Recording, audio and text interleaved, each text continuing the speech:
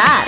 सुन बची हम कहानी भोलानाथ के, ध्यान देबई कनी हमर ई बात पे।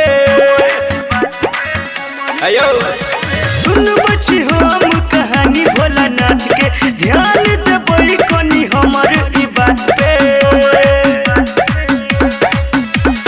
जखन छोड़ के भोला बाबा के पार्वती भागल, महादेव काने लागल, भोला जी काने लागल। सहल न गेलै एहन जुदाई, भ गेलै शिव पागल, महादेव काने लागल, महादेव काने लागल। जय माँ दुर्गा म्यूजिक खजोली बाजार। डीजे बिट्टू राजा परसौनी। अपने भिखारी बनल, भगत के बन राजा। बस हाप बैठ के खाली पियत रही गांजा। पार्वती के कर बर बर खटनी, कह के दो गौरा पीस के भांग वाला चटनी। एही से छोड़ के भोला बाबा के पार्वती भागल, महादेव काने लागल, महादेव काने लागल। सहल न गेलै एहन जुदाई, हो गेलै शिव पागल, महादेव काने लागल, महादेव काने लागल।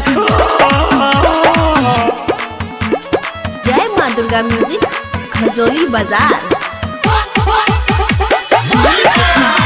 डीजे बिट्टू राजा परसौनी।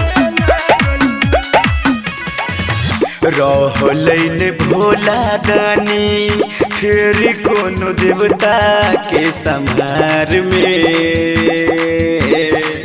मैच गेलै हाहाकार पूरा सृष्टि संसार में। ब्रह्मा विष्णु कहै शिव भ जाऊ शांति, ऐ दुनिया के बाबा करियौ नया खेन अंतियो। करे साहू प्रकाश पंकज बाबा के महिमा गावल, महादेव काने लागल, महादेव काने लागल। सहल न गेलै एहन जुदाई, हो गेलै शिव पागल, महादेव काने लागल, महादेव काने लागल।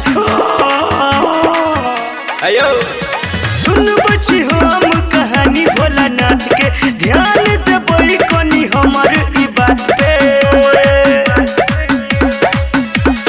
जखन छोड़ के भोला बाबा के पार्वती भागल, महादेव काने